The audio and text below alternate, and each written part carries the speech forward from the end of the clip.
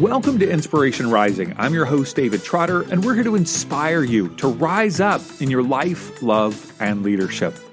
A couple weeks ago, I noticed a headline on NBCnews.com that kind of caught my eye. It said, "I needed more quiet in my life. The French Art of Flaneuring showed me the way." Well, that definitely piqued my curiosity, so I clicked the link, and I learned all about a new book by an author named Erika Owen. The book is called The Art of Flaneuring: How to Wander with Intention and Discover a Better Life. I was instantly intrigued, so I tracked her down and I invited her on the podcast. Now, my guess is you're wondering, what the heck does this word flaneur mean? Well, I'm glad you asked. Wikipedia comes to the rescue once again. A flaneur means a stroller, a lounger, a saunterer, or a loafer. Makes me think of my high school basketball coach yelling, "Quit loafing out there." Well, the whole point of flaneuring is to loaf. The early usage described a literary type from 19th century France, and it carried a set of rich associations, described a man of leisure, the idler, the urban explorer, the connoisseur of the streets. Well, I'm not rich, and I've never even been to France, but I love this idea of flaneuring. Now, let me tell you a little bit about the author, Erika Owen. She is a Midwest-raised, Brooklyn-based author and self-proclaimed Iceland enthusiast. Not only is she the author of The Art of Flaneuring, but you can find also her writing on Vogue, Travel and Leisure, Bon Appetit, Healthyish, Departures, and more. Let's jump into my conversation with Erika Owen. Well, Erika, thanks so much for taking some time to join me today. I appreciate it. Of course. Thank you so much for thinking of me. So you've got this book that has just come out, and I'd never even heard of this word before. And if I say it wrong, my apologies to the nation of France. So what is flaneuring, and how did you become interested in it? Sure. So flaneuring, it's one of those words, and I think of it a lot like the word hygge, that Scandinavian term of being cozy. Everybody knows what it feels like, but they hear the word. They're like, what is that? What does that mean? What planet does it come from? Flaneuring, I think, is very similar. And I think it means a lot of different things to a lot of different people, which is one of the first things that drew me to it. For me, flaneuring is very much about getting out of my head. It's about walking without intent, not having a destination in mind, which for somebody who is busy, we're all busy, it's hard to do that. So it's kind of a special act to me. It's part of my, if you want to call it, self-care routine. And I was first drawn to it through travel. It was definitely trying to experience places in a different way, in a way that felt genuine to me. And my immediate response when I'm looking for an authentic experience is to become part of the wallpaper and just watch. It's a task that doesn't ask much of you. It just asks you to exist in a space. And so when did you actually hear the word? Like, when were you introduced to it? Sure. So there's a really great book that I knew about before I started working on this with Simon Schuster, and it's called Flaneurs, and it's by a woman named Lauren Elkin. It is a wonderful book about her own experience in traveling around the world and using flaneuring as almost a form of therapy for her. And that's the first time I had heard about it. And it really opened my mind to all of the different things that flaneuring could mean to somebody. For me, it was purely, a physical escape, mental escape too, and the fact that you're not asking anything of your brain, but she was using it as a very active way to, get through some tough stuff in her life, and also, journaling about that experience, which I think is pretty powerful. Mm-hmm. And in your book, you reference, obviously, her work and some of the history of flaneuring, which, man, I was really interested in that. So break it down of where this kind of came from, who was involved with it, and even who wasn't supposed to be involved in it. Sure. So if you look back, there are histories of flaneurs, all by different types of names as well. Dandies, I think, would also play into that, the English dandies. But the original flaneurs, turn of the century France, it was a group of men who were seen as highly intellectual. They were going on long walks, gathering observations and, different elements of what was going on around them to create poetry, for party talk, for artwork, for essays, anything they were working on. The tough part about that is usually women were not included in this group. So to call a woman a flaneur was not a nice thing to call that particular woman. The idea was she was a lady of the night. So, oh, yes. Yeah. So that was something I really tried to address in the book, that flaneuring is for everybody. It's for men, it's for women. If you're, in a wheelchair, there's a certain way that you can flaneur and explore a place in that way as well. Driving, if you live in the middle of the Midwest where I grew up, and walking down a highway is not good for your health, or, it's too cold to get out and walk, I think there's a way to do it as well while you're driving. Now, what I think is interesting when we talk about walking, because we are talking about walking, not that it can't be done, like you said, in a car or in a wheelchair, or, some other form of transportation, is that in my area in Southern California, most people walk for one reason, and that's to walk the dog. Like that, that's what people just walk the dog. Obviously, some people are runners and everything, but I see lots of people in the afternoons, or evenings walking their dog. When you think of your experiences overseas, traveling in an international space, take me through, like, you arrive, you land, you go to your Airbnb or hotel or whatever it is. What are your next thoughts in terms of how you're going to explore that area or that city? Sure. So whenever I plan a trip, I used to be just type A. I had to have every hour plan something to do, something to Instagram. I was very much that kind of traveler, and I'm very thankful that I've, migrated away from that. But a lot of that work comes in, I think, ahead of time. And it's, what are the important things that I want to do? And I'll plan those for maybe a day, and I leave certain days completely open. So I go to Iceland once a year. I really love that space, and I think it's an amazing country to flaneur in as well. And to use that as an explicit example here, I would get there, I would choose an area that I've been interested in, whether it's in Reykjavik for a certain reason of people watching, or if it's, in Thingvellir National Park for the sake of really interesting geography, or a pretty rock lava formation, whatever, something that I want to see. So that is my main driver. I'll find something that inspires me, usually through the landscape, and I'll just go. It's tough because a lot of the times when I'm traveling, it does require a little bit of driving to get there. And that, I know, is a little bit against the ideology of flaneuring. But once you get there, just make a very clear intent to not think about which direction you're going in. Granted, it depends where you are, and some safety plays into that. There are a lot of really deep crevices and, ridges in Iceland that you don't want to be falling down. So sure. I love flaneuring with a friend as well. And I think it's a really fun thing to do, to experience a place with someone you love without any kind of agenda on your mind. So, I get myself an afternoon, and when I start to get hungry, I'll head back to the car. I'll head back to a spot that looked particularly enticing on my walk, and I'll just spend some time thinking about what I just saw. I usually don't write about it, which is kind of interesting. And considering I do so much writing, journaling about my flaneuring is not usually a thing I do. But you talk about that in the book, though, that a lot of, you suggest that that's a possibility. I have a lot of friends who do it and love it, but it just says it doesn't stick with me all the time. It has to be the right mood. Yeah. This word sounds so upscale, so rich, so lavish, so luxurious. Like, what are you doing today, honey? I'm going to go flaneuring. It's like, what? Just like, do you get pushback on that? Or does it like, no, this is kind of, hoity-toity kind of thing? It's become my dad's new favorite word. He loves to drop it in whenever he can on phone conversations. I think it's wonderful. But I haven't had any pushback in terms of it being hoity-toity. I agree with you. It is a very fancy word. I think, and I would argue, we were talking a little bit about the word hygge too. That's that's more of a silly sounding word versus fancy, but it's one that catches people's attention. A lot of people have mentioned that they've heard of it before, but had no idea what it is, and are a little delighted when I explain it, and they realize it's something that they've probably been doing most of their life. I think that the level of how relatable it is, once they give me a chance to explain, helps. Sure. Mm-hmm. Okay, let's talk about the benefits. You've mentioned these a little bit, but I want to be explicit about what are some of the benefits here.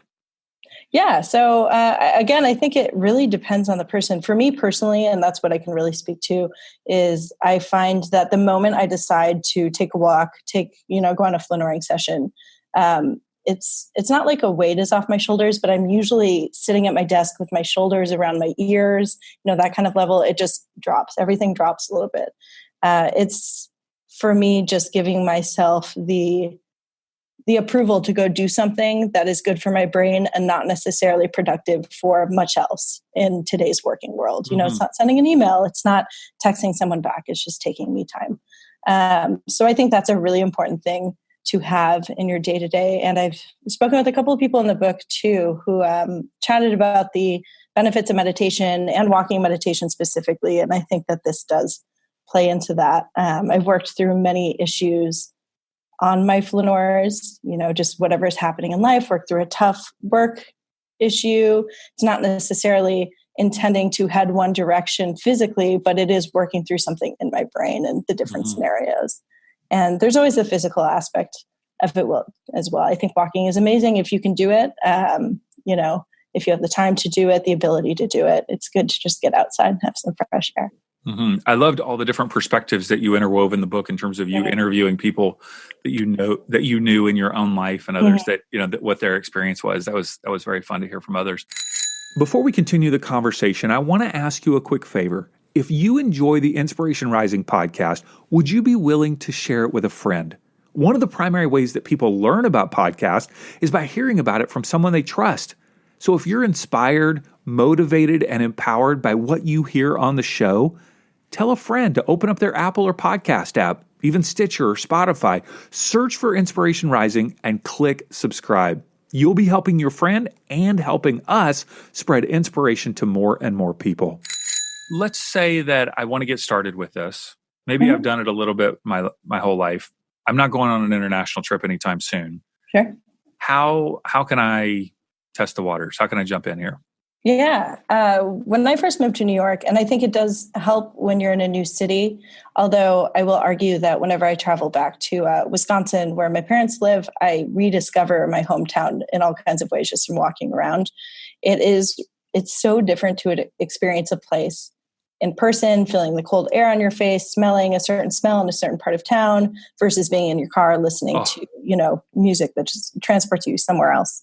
It is so different. Just to interrupt here real quick. I went with my wife and daughter to walk our dog last Saturday. Sure. And our daughter doesn't usually join us. She's 20 and she's at college. And so she joined us and she said, wow, I never even noticed all of these things. We were pointing out all these things. And it's the streets that we drive every single day, from the flowers to the dogs to the, the fences. I mean, it's not like revolutionary things. No. But they're very interesting. Oh, flowers. That is something I notice every time I walk. Even in my neighborhood just down the street that I live on, how they change. I love my neighbors in the building next to us, but they cannot keep a plant alive. So I love seeing the different plants that they, incorporate into their stoop area. It's pretty fun. I have to ask, what kind of dog do you have? I love dogs. Well, our dog, her name is Lexi. Officially Lexington, but my family said too much. And she is 12 years old, and I think she's like half terrier, half dachshund. Sure. And at Lexington Trotter on Instagram. We don't post very often, but love it. She's great. Yeah, I think dog walking is an incredible way to flaneur as well. Do you have a dog? I don't, but I grew up with a border collie black lab mix we loved named Spot. He was wonderful. He was hard to walk because if you gave him a little bit of leeway, he would bolt, and he was strong. So I don't know if I would ever go flaneuring with Spot if he were still around, to be honest. The problem is dogs love to flaneur. That's the problem. And if you want to let them take the reins, that's honestly a great way to start. And the one thing that my friends have told me is, I can't get my mind to shut off. I can't tell myself not to choose where I'm going, which is so hard. And I respect that. And I have a lot of trouble with that depending on the day.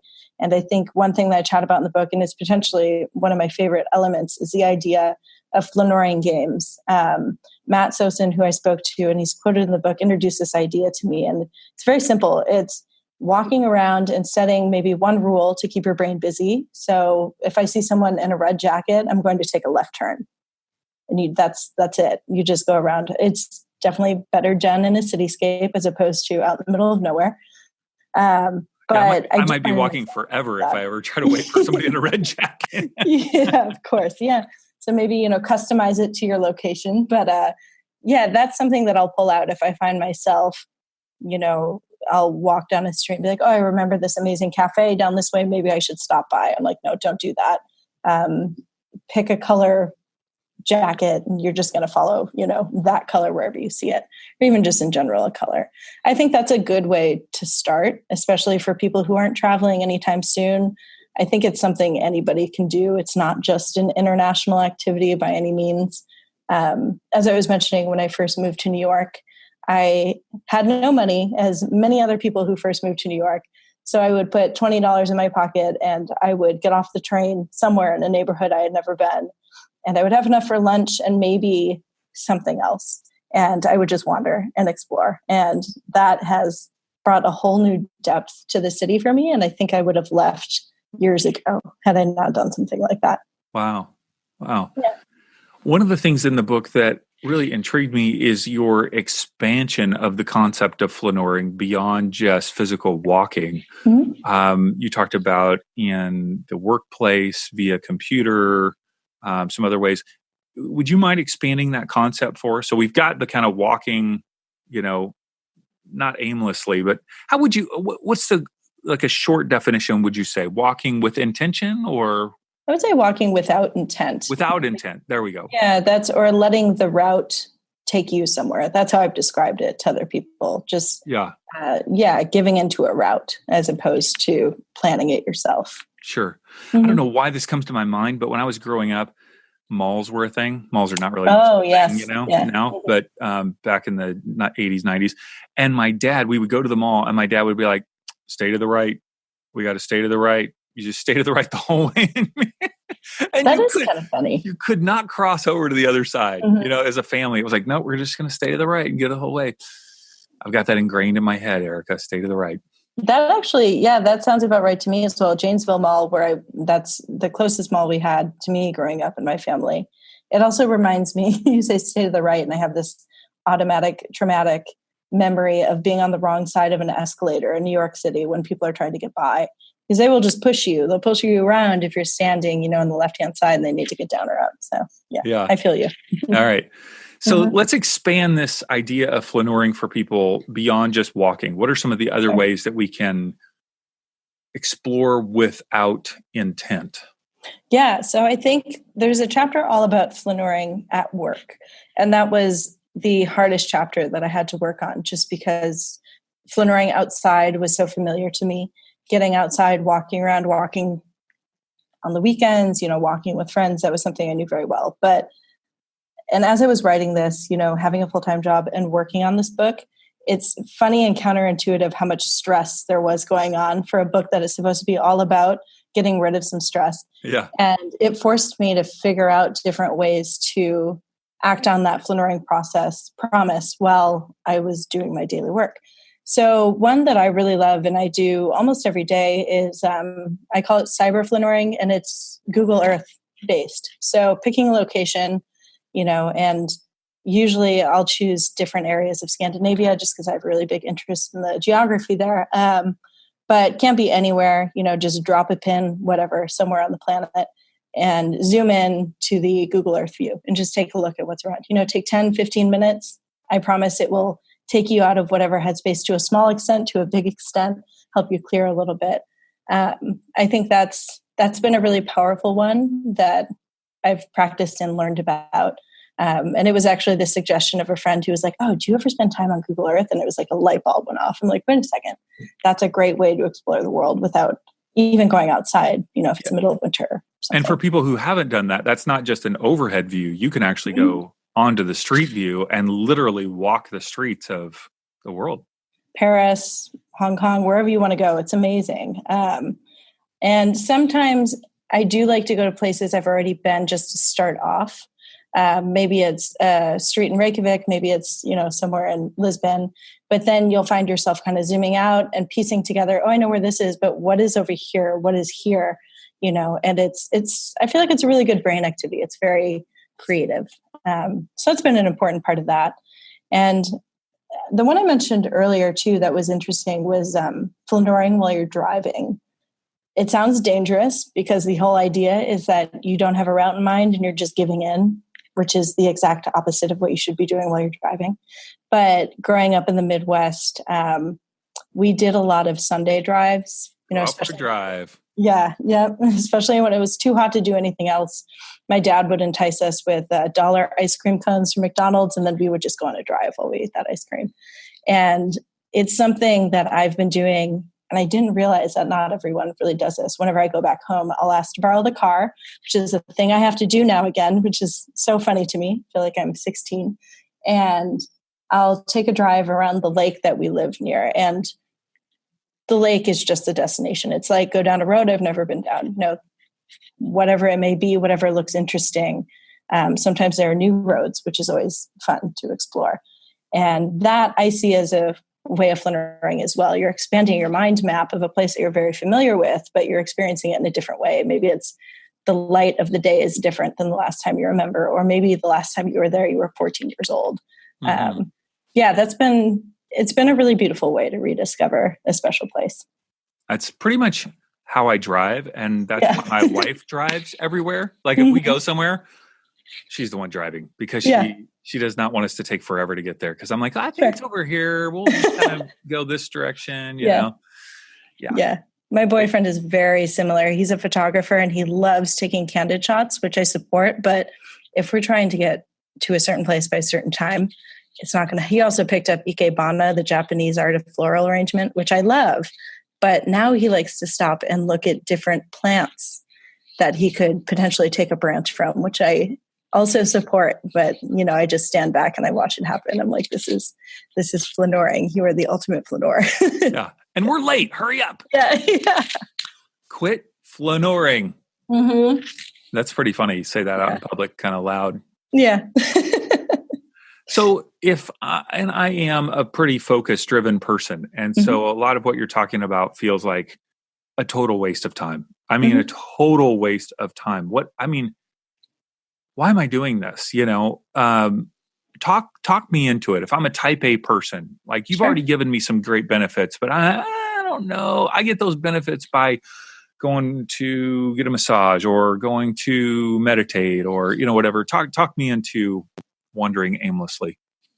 Sure. So you mentioned getting a massage and, going to meditate. I think this is actually the easiest possible way. And I mentioned it's a part of my self-care routine. And I think it is a part of many other people's, whether, you want to call it that or something else. It's, it's free. It's a free thing to do. It's friendly for all budgets, which I really, truly do love. I do believe that anybody can do it. It's tough when you look at the experience of me versus the experience of maybe a young Black woman of, who wants to have a similar intent of going out and walk. It's a different type of thing that you have to approach in terms of safety. But, anybody can be doing this. It's budget friendly.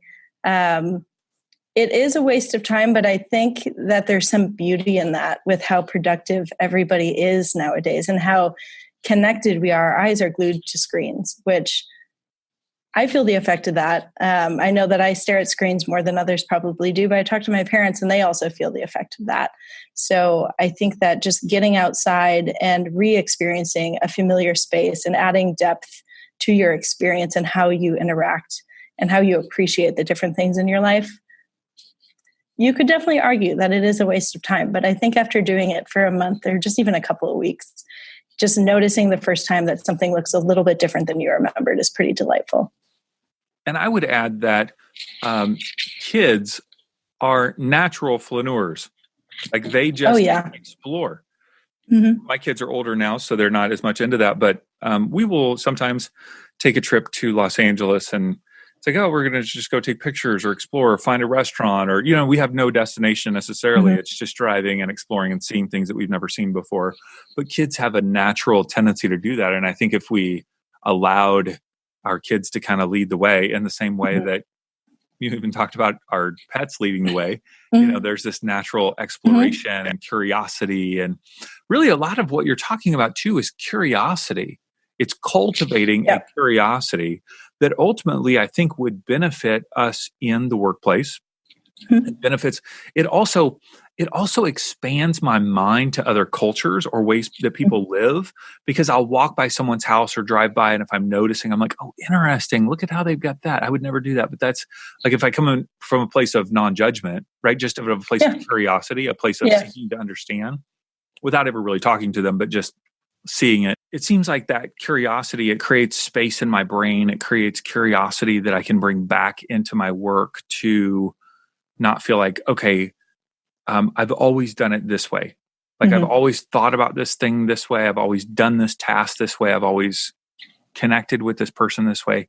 Is it possible that, this wandering, wandering, right, creates space for more curiosity in the workplace? That's what I'm thinking. Of course. Yeah. There are so many times, and I find myself taking just laps around the building here at work and staring out the window, or just standing in front of a window and watching people pass below, because I've had to leave my desk because I'm frustrated with something, and I come back and I can solve it or figure it out or create a better presentation or something around those lines, just from taking a quick little break. Yeah. I enjoyed the book. I really did. And I thought it was so fascinating how it expanded my mindset of something that is pretty simple, right? It's a pretty simple concept, but it really expanded it to encourage me to think about it in a more holistic way. So I do want to encourage people, you should get the book, and it's on Kindle. Is it on audiobook yet, maybe? Yes, it is. Yeah, it should be available through Amazon, I believe. Yeah. Fancy. The Art of Flaneuring, How to Wander with Intention and Discover a Better Life. And you write all over the place too, like other places you write. And so if people want to read your articles, what's the best way for them to kind of go and check those out? Sure. Yeah, I'm always promoting them on my Instagram, which is just Erika Ray Owen, Erika with a K. It's ErikaRaeowen. But also my personal website, which is just myfullname.com, has a link as well with all of those. It's a lot of Iceland stories. So a lot of Iceland stories. My goodness. Yeah.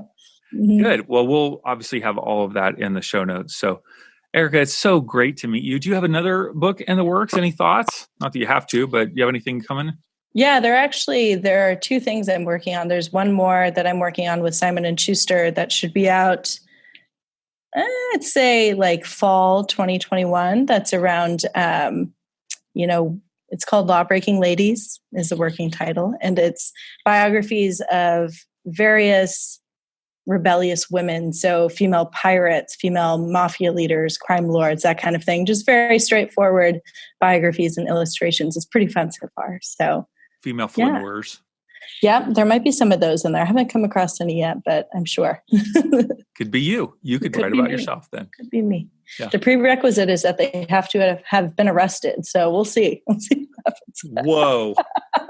Yeah, at some point. We could arrange that somehow. Yeah. I could call you in. We've got a shady character walking down 19th Street. Wasn't Jane Fonda? She was just arrested, right? Can't be too hard. There you go. Yeah. Well, thank you so much, Erika. I appreciate it. Yeah, thank you. Thank you. You can find a link to The Art of Flaneuring in our show notes by swiping up on your phone now, or head on over to our website, insporising.com. And by the way, if you're interested in connecting with other listeners of the podcast, I want to encourage you to join the Inspiration Rising Insiders private Facebook group by going to insporising.com/insiders. insporising.com/insiders, and it'll forward you right to our private Facebook group. It's a great way to be inspired and stay up to date on all the things going on with the show. All right, until next time, have a wonderful week.